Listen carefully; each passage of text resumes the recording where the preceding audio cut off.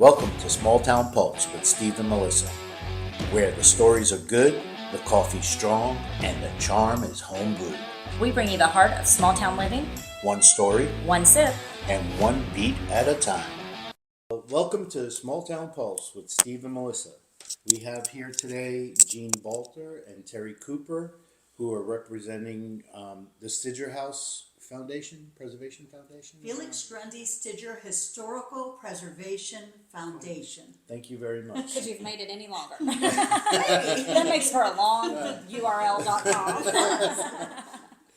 But thank you, Terri, for pointing that out for me, because I knew the basics of it, but I always forget the whole part of it. Mm-hmm. So let's start. And what brought about the preservation of the house, and what made this come about? 15 years ago, the mayor was Don Pay. They always knew that there were rumors that there was this cabin that a spy lived in during the Civil War, and they weren't sure where this cabin was. Well, the fire department was going through downtown Taylorsville and condemning homes that they should not go into if a fire happened. So they condemned this home, and when they peeled off some of the siding, they saw a log cabin underneath.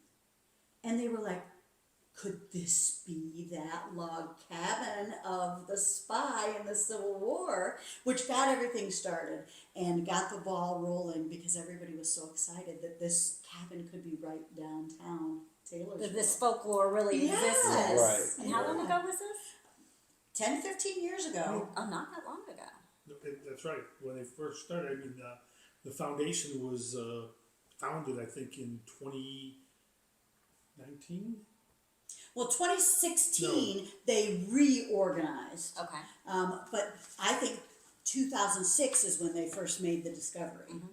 And it took a while. So the very first thing that they did was they had to establish that this was Felix Grundy Stidger's cabin, that's where he lived. Which were they able to do that through property records? Yes, Okay. lots of research, and then once they did the research, then they had to go through historical landmarks, national landmarks, in order to establish that, and the documentation for that the process was crazy. Yeah. But they finally got it identified as a national landmark, so. That's awesome. And just, from the foundation's perspective, as we mentioned, it's the Felix Grundy Stidger Historical Preservation Foundation. We'll just call it the foundation, right? Right. And so anyway, that was given their nonprofit status back in 2017. So still relatively a new thing Yes. here in Taylorsville, really. I mean, You're talking about a cabin built in 1830. Yeah, that's pretty recent. Yeah. right, yeah. Yeah, wow. So what makes, and I'm going to call him Felix, just to save some, we're going to cut hours out of the podcast by shortening these terms, right? What makes him so special? Like, what is historical about him and what he did? You want a little background history Yeah. about it? Yeah. Okay. Because I put together some notes here, so I'll go through this. Perfect. So as I mentioned, the cabin, which started the whole story, I guess, was built in 1830. Felix was born on August 5th, 1836. Unfortunately, 2 years later, in 1838, his father died, left his mother with three young children, Felix being the oldest of the three. I know he had a brother. There was also it said in stuff I looked at there was a 6-month-old baby. I don't know if there was 3 boys or 2 boys and a girl, but 3 young children. And he grew up here in Taylorsville in 1851. When he was 15 years old, he began work. I'm sure the family needed the money with his father gone, and he started working in the Taylor County Clerk's office. A few years later, in 1860, he became a store clerk in Bloomfield. And I guess a lot of this started then in 1862, when he was 26 years old, he enlisted in the Army. He was only in the Army for 2 years until 1864, when he was honorably discharged early because his mother was in very poor health. So he came home to Taylorsville, and shortly after, because he was discharged in February, and in March of 1864, which really brings a lot of this story to light. Some Confederate sympathizers robbed him of $300, a lot of money back then, while he was attempting to get his mother some medicine. And unfortunately, she died 2 weeks later. So I'm sure that might have led to her death. It kind of helps you understand why he was not a fan of the Confederacy. Absolutely. Yeah. So in 1864, he accepted a job as a spy for Captain Stephen Jones, who was with the Provost Marshal General's office. What he was asked to do was, there was an organization that was called the Knights of the Golden Circle. They were also called the Order of the Sons of Liberty. They went through multiple iterations of names, sometimes in different states, the same organization, but they might have called themselves something different, but it was all the same. But they asked him to kind of track this group, kind of spy on them, and report back to what he was hearing. So he joined the Knights of the Golden Circle and kind of worked with them and got really indoctrinated in this, and they trusted him. And over time, he just kind of kept going up and up in this organization and became privy to more and more information about things that they were doing, and obviously reporting this back to the Union Army. He was like the first undercover agent. Yes. That's exactly right. That's why some people say he was the kind of the spy that was the starter spy that saved the Unions. Spy that saved the well, Union. but also that started the Secret Service. Oh. Yeah, they also, some people say that he was really the first one for the Secret Service. So he was doing all this reporting. I'm not going to go into a lot of detail on that, but in April of 1865, the war ended. When that time came, a lot of these Confederate soldiers were arrested and put on trial, and he testified against a lot of them at their trial, and it was said that these people were stunned that he did that because they all thought he was part of their group. Yes, because when they made the arrest, he was arrested too. Right. And so he was sitting in prison with all these Confederate soldiers, and everybody thought he was also a Confederate soldier. And then they went on trial, and He's the star Felix. witness. Exactly. The other side. And people He was were stunned. Yeah. He was continuing to get information while they were still in prison. Yes. And then immediately turned around and testified against them. So obviously, he was not very well thought of by a lot of people because of what he did. He had survived several assassination attempts, and really, probably to keep from being killed, he left the Louisville area in 1879 and moved to Chicago, and he lived in a city, the name of the town was Mattoon, Illinois, until he died in 1908.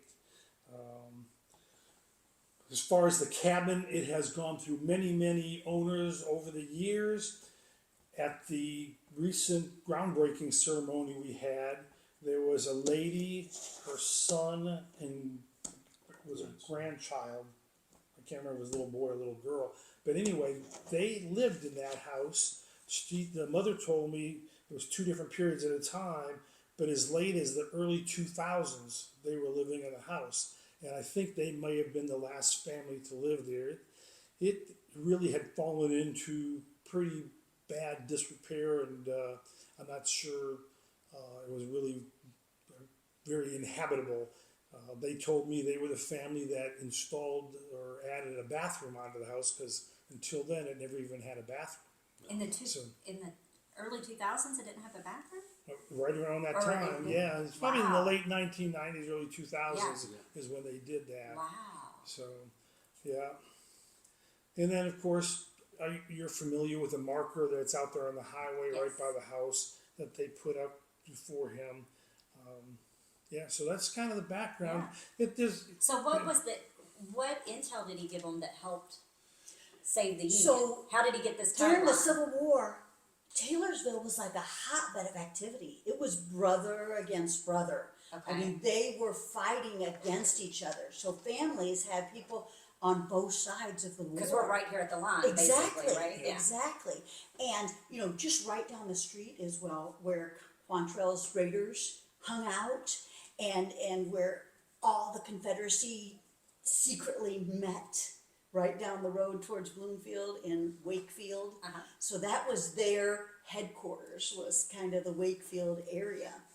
So when he was spying on them and infiltrating their group, they had made a plan where they had stockpiled weapons and they were going to go to Indianapolis, and lots of Confederate prisoners there in Indianapolis. They were going to take all these extra guns, break them out of prison, hand them a gun, take over the place, and then come to Louisville and take over the same thing, a prison in Louisville, take over that prison, break out the Confederates, hand them weapons, then they would win the war.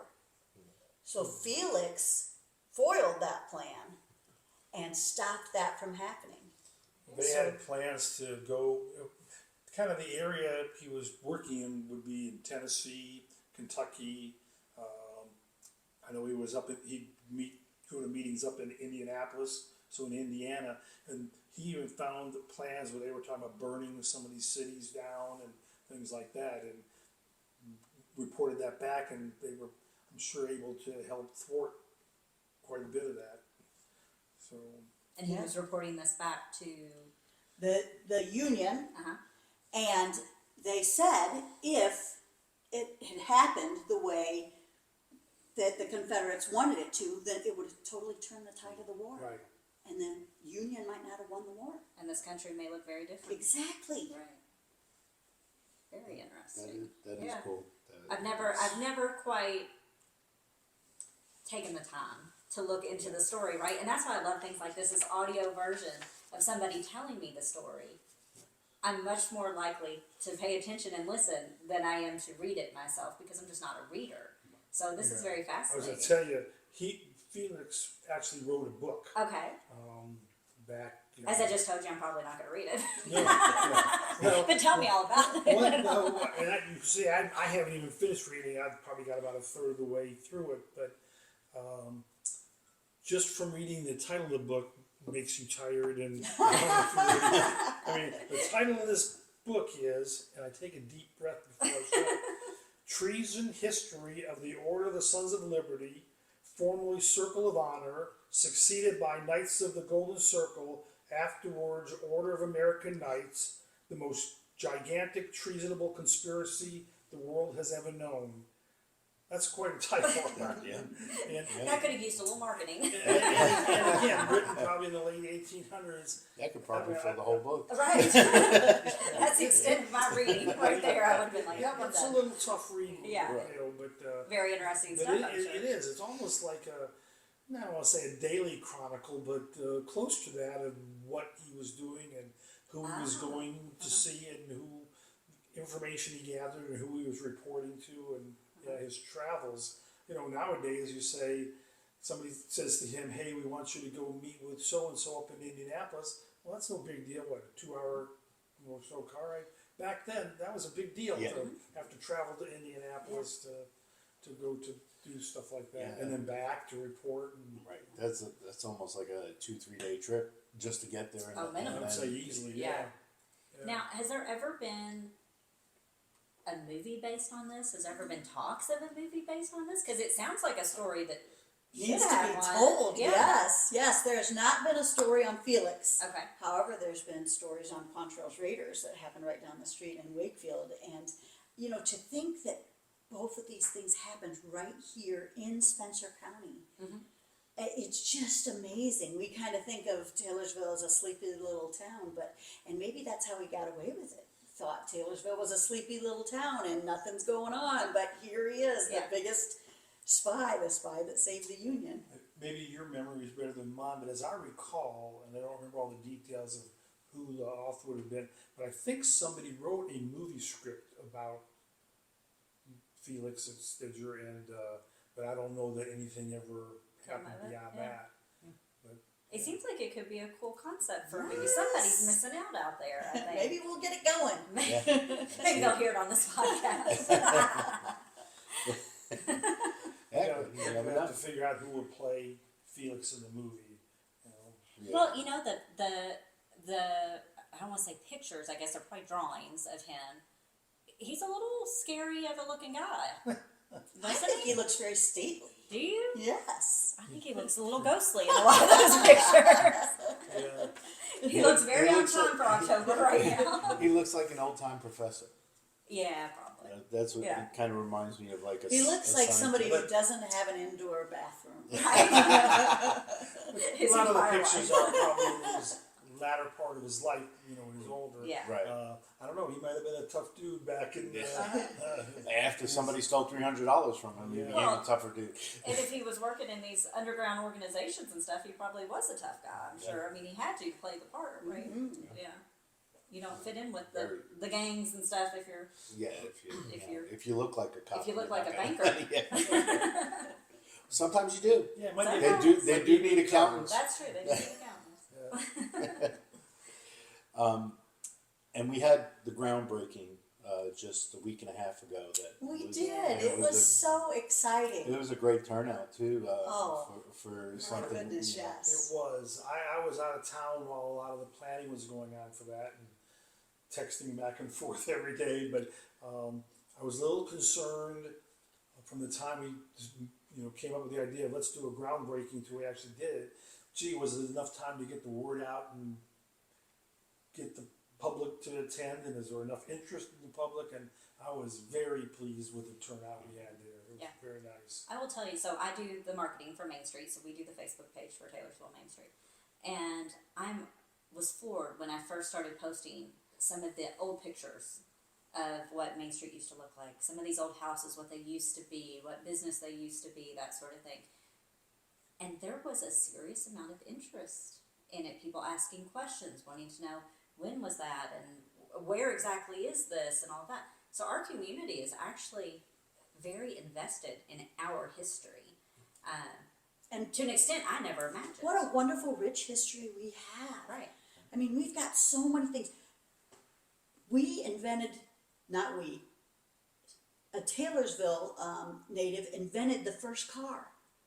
We could have been the Detroit of the United States. He invented the car before Henry Ford invented a car. Really? Yes, the history that Spencer County has is just amazing. It is so fun to dig into. I bet.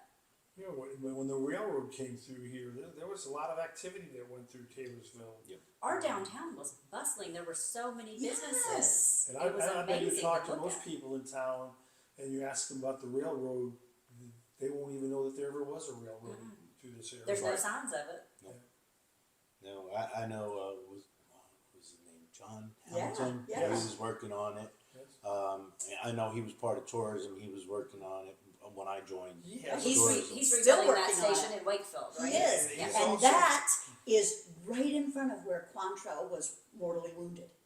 So it will have the old train depot, which has a rich history, but right behind it is where the Union found Quantrell hiding out, shot him, he was wounded. Dr. McClaskey came to try and take care of him. They took him to Louisville and he finally died. But that's huge. And that's right by that railroad depot. That's what John Hamilton's trying to bring back. So imagine if we have the Felix Grundy Stidger house built and we've got the depot and Quantrell's Raiders site. We've got a nice little history. For Yes. Yeah. Well, John has there's still an existing railroad tunnel on his Yeah. property.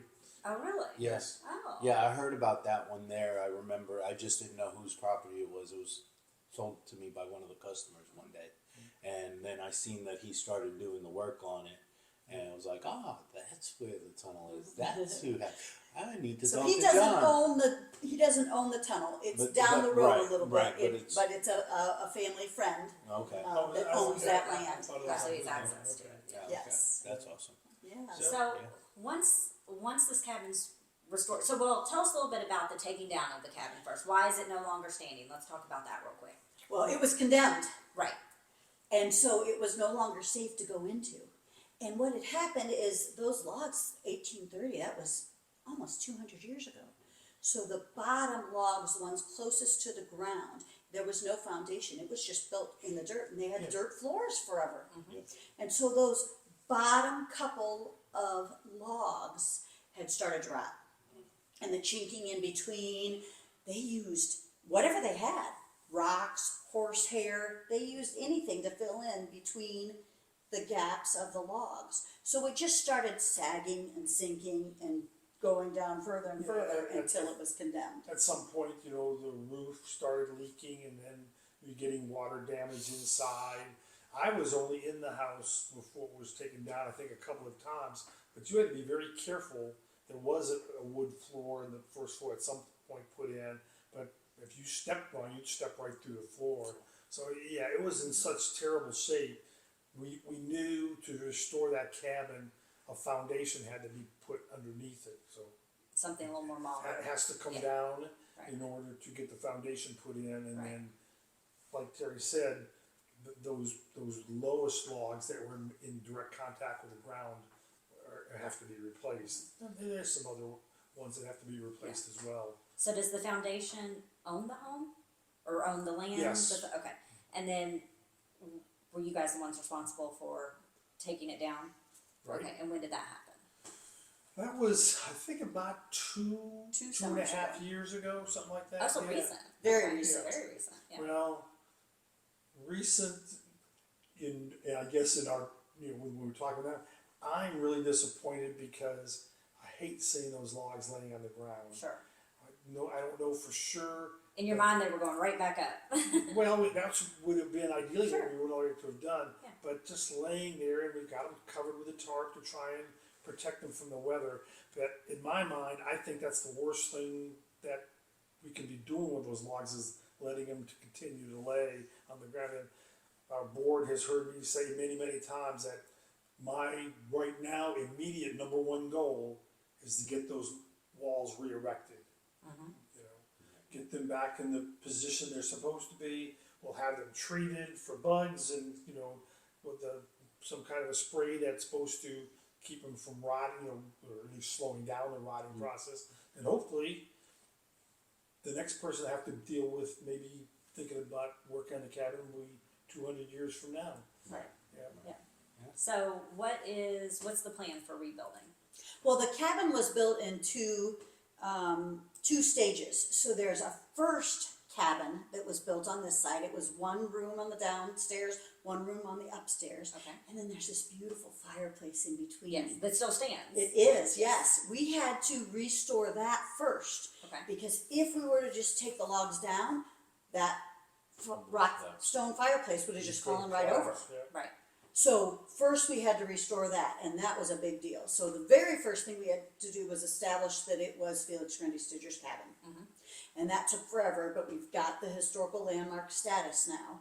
And then we had to disassemble the logs, but there was one half that was a one room downstairs, one room upstairs. Then they built the other side, which is almost the same, a mirror image, one room downstairs, one room upstairs, and put another side into the fireplace. So it's a double-sided fireplace.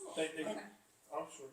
They call that style of cabin because it was common back then as saddlebag. That's what the Okay. word I was looking Okay, for, yes. saddlebag. Yeah. Okay.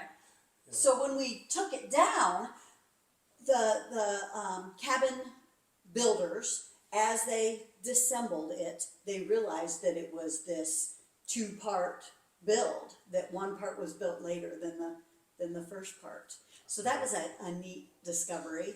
But they took down the logs one by one, very slowly, very meticulously, and put a number on each one of the logs. Yeah. So that when we put them back up, we can put them back up in the same exact order. We know where each thing goes. They were able to save the steps from both sides where they went up. They were able to save the mantle. We saved Oh, I love little angels. everything that we could. We saved. Now, we couldn't save the chinking. We didn't want to save that horsehair and all the Right. stuff. Yeah. So that's about the only thing that we'll have to put in new is new chinking. But it's going to be exciting when it goes back up. And what we did the groundbreaking for is we're finally at the place where we can pour a foundation. And the foundation is the most important part of building Right. this cabin. And we're going to do a concrete foundation. With it's going to have a stamped concrete finish on it. So we're using Shelburne concrete here in Taylorsville. Yep. That's going to do the work.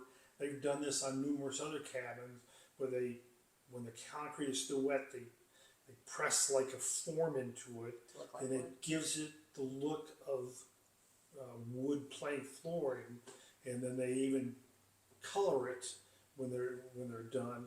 And we've seen pictures of where they've done this in other, and I'll tell you, unless you get up close to it, you can't tell. It might feel a little different walking on it, from wood to concrete, but it looks just like wood Yeah, flooring. that's great. And again, that's something we're doing just because it's much less maintenance in the future of having to try and keep a wood Yeah. flooring in good shape. Because you had to pour that concrete slab anyway, so now you don't have to put a floor on top of it. Right. Yeah, no, totally Right. understand. Yeah. And So, the so you've got stone- the funding already for that. We That's do. covered. We Okay. do. So when is that going to happen? Do Well, you know? we hope that it will happen in the next week or so. Oh, Because so by the they time need this is to- out, yes, potentially. Wow. yes. Okay. because they need to do it before the first freeze, because Yes. the concrete needs 2 to 4 weeks to set up before the first freeze. So we need to get moving. Right. Yeah. Yeah, I've been talking to the Shelburne Concrete. We're trying to get a date from them. We've got a price, and we'll get some type of a contract to get everybody to sign and put them to work. Yeah. And the work really to excavate for the footer and floor, and then pour the concrete. I would think should I take 2 or 3 days, hopefully. Sitting that big of a concrete slab we're talking about here, No. right? Do we know how many square feet the cabin was? Well, the cabin in rough numbers, I think, is about 35 feet wide from side to side, and about 25, 26 foot deep. So it's not really that big. Uh-huh. Probably less than 900 square feet. Right. Yeah. Yeah. So I'm going to be out there. Hopefully, I'm going to be out of town again in a couple weeks here. Hopefully, it won't be when I'm gone, but I want to be out there when they start doing the excavation for the footings, because we just may be able to find a few treasures in the true. ground when they do some digging around. Yeah, there. that might be worth sifting through some of that dirt Yeah. for sure. Well, when we took down the cabin, we found treasures. Oh, really? Yeah. Yes. I was going to ask if there was anything discovered. Yes, so we that's found good. a medicine bottle, real old medicine bottle. Mm-hmm. We found a tintype picture, very, very old, but we don't know who's in the picture. There was an envelope with a receipt for somebody that bought a piano at some point. That now this doesn't go back to the 1830s, Right. But it's still part of the history of the house. Yeah. We've got Still gives some inkling of who was there and the Yes. families that. little swatches there. of wallpaper that came out of there, and yeah. So, what is the ultimate goal for the house once it's built? Like, Well, once it's built, we want to have like a Civil War trail going through town, where you can come and see the place where the spy who saved the Union lived while he was being a spy, while he infiltrated these high groups in the other side of the war. so, will it be considered like a museum, I guess, or A home to tour. a home to tour? So part of this is the world is our oyster, right? Right. And we've had lots of ideas thrown around. Recently, and I don't remember, it might have been you, It was something, me. but said something about we should set it up so that like we have a bedroom in there and people Do a like an bed and Airbnb breakfast. come and spend a couple nights and Sleep where Felix Grundy Stidger lived. Right. Are you putting a bathroom in this? Yeah, I was thing? going to say, About we'll this. have a bathroom. We want the cabin to be as close to what it was like in its day. Right. So no, No. we're not having any plumbing put into the cabin. Now, yes, we do want to have a bathroom. So whether that's in another building, or there was a dog leg built on the back of the cabin probably many years after the original cabin was built. At the current time, we're not putting that in, but in the future we may. Maybe that's where a bathroom will go.